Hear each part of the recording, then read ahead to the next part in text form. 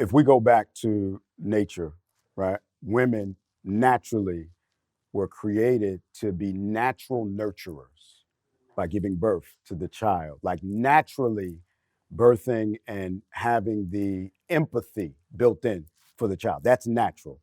We were naturally, and if I go back to a book of faith, as men born to be fruitful, multiply, replenish, subdue, and have dominion or be dominant, right? To go hunt so that she can take care of the children.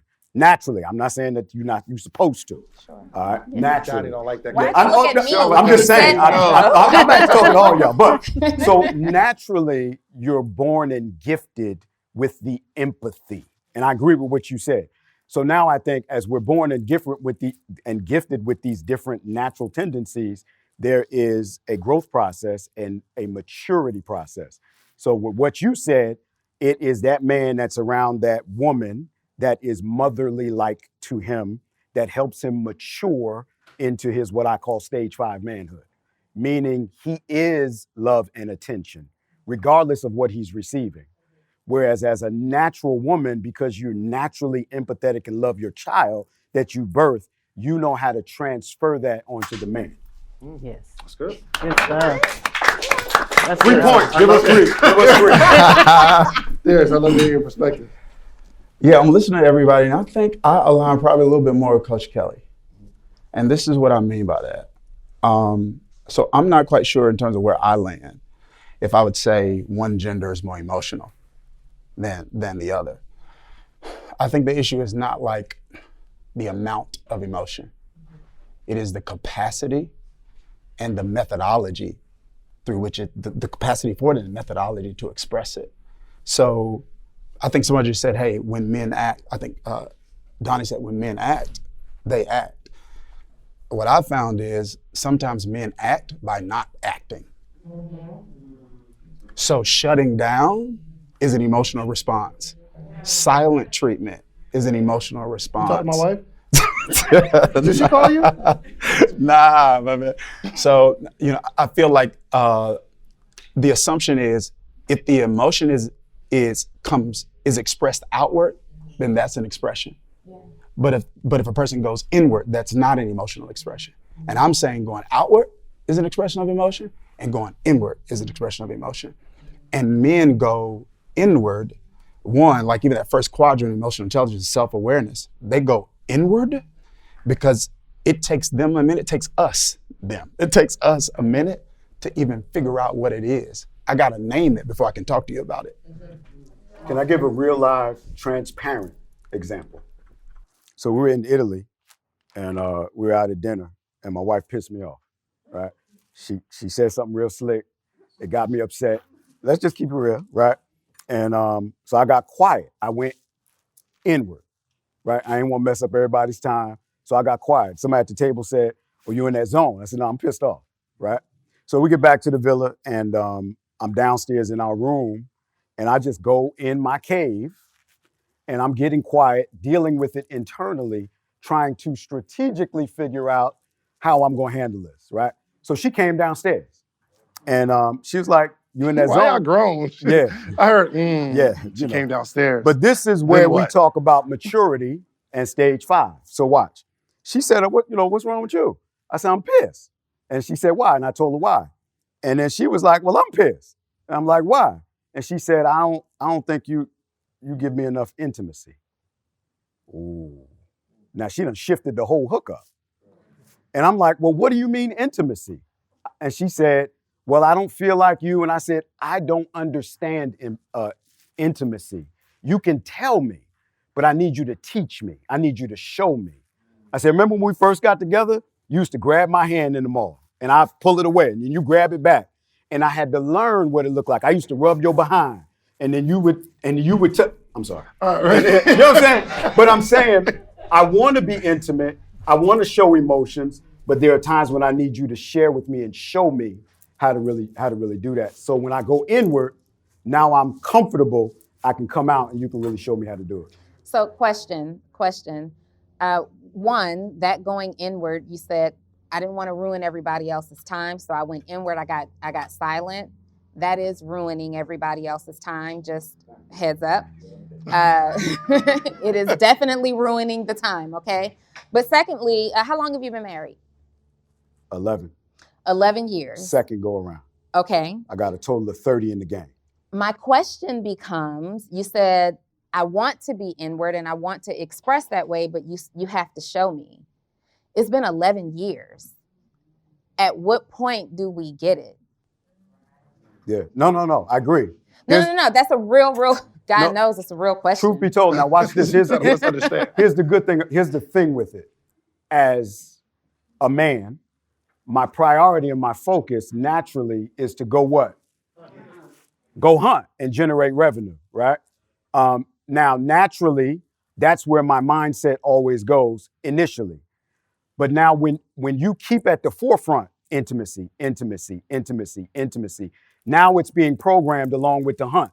In between the kill, let me be a little intimate. In between the smash and grab, let me be a little intimate. So I have to continuously be taught. Now watch this. Then I told her, I said, you can't just show me one time like you did back in the day.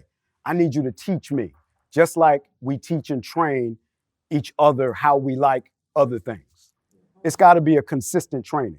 It may not be as intense, but it needs to be consistent.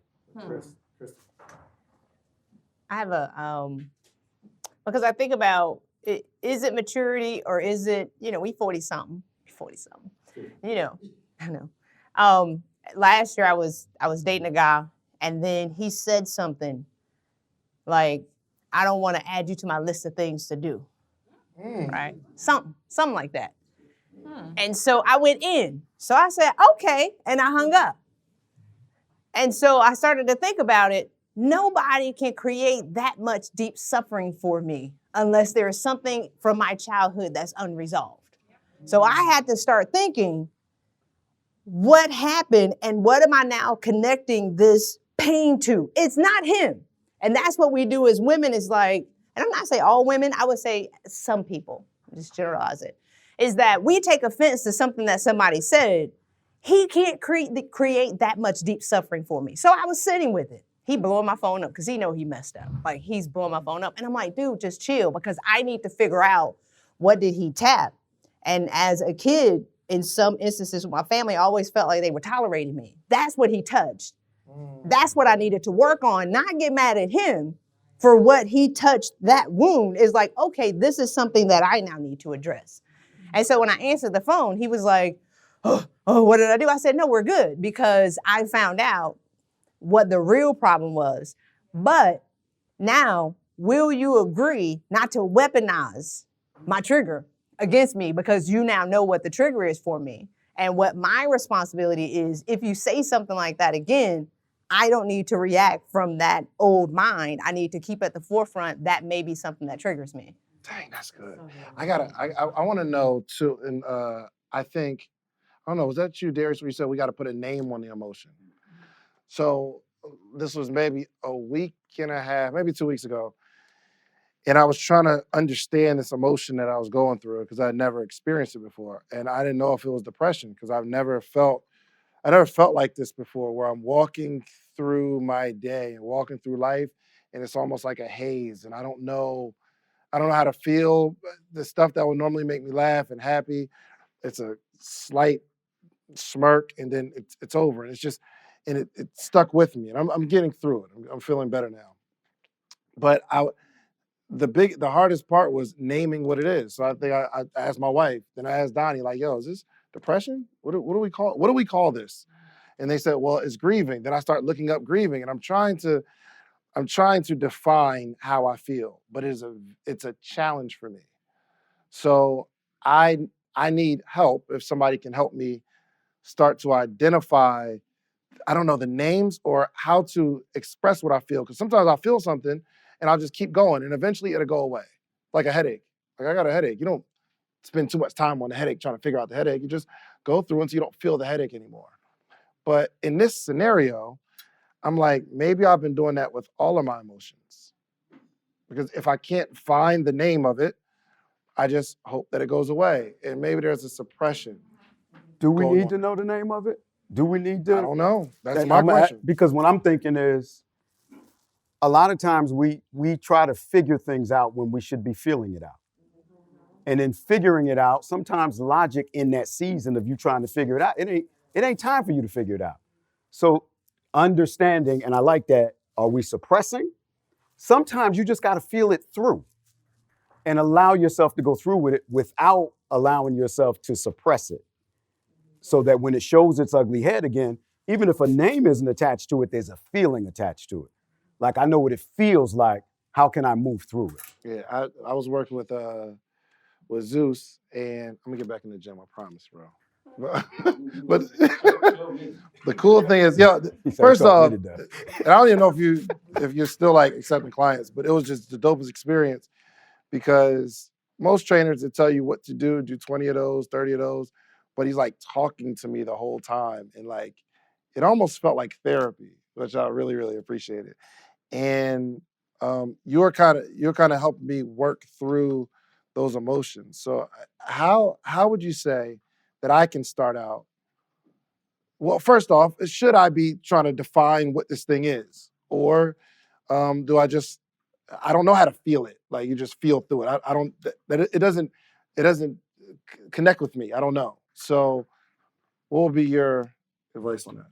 Now, you definitely want to ultimately identify, because that's a part of, what we're talking about today, emotional intelligence.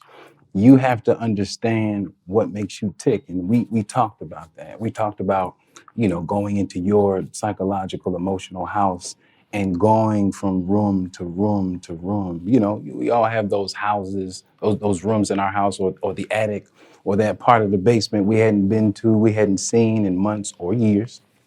We don't know what's in the boxes. We don't know what's in that closet, right? And so when your mind is like that, when you have those spaces that you haven't visited, you don't know what's in that room. Sometimes you don't even have the key to the door to get in the room. So you have to work with somebody to create that key, to open that door, to go in that room, to see what's in there so you can understand yourself. Because there could be something in that room that's wreaking havoc on your life. You don't even know it's in the room, but you're impacted by it. Just because you can't remember it, just because you don't know what it is, doesn't mean you're not going to be impacted by it. Doesn't mean your actions are not going to be guided by this thing, this hidden thing, this unseen thing. So you have to go in those rooms, go in those dark spaces, and make sure you put that work in to make sure you know where everything is in the house. I know what's in that room. I know what's in the attic. I know what's in every corner of the attic, because it could be some trauma. It could be sexual abuse. It could be physical abuse. It could be a death. It could be all manner of things, but it's your responsibility to put that work in, to go to those rooms and those spaces and explore. So yes, you definitely do need to figure out what it is, articulate it, put a name to it, right? And figure out where it comes from. What's the score? It's kind of like Christy. I have a different perspective on that. I kind of, it kind of just made sense because what you said, the guy said something to you and it triggered you. And somehow you were able to go back into that room and say, oh, I never felt like a priority amongst my family, right?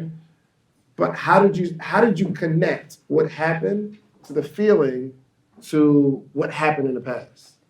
I think it's two parts, right, to what you're talking about, because you have deep suffering that can occur based on what somebody said to you. But if you're walking around kind of lost, I think a challenge that, or where you are right now, is that you've reached the stage of spiritual development that you haven't experienced yet.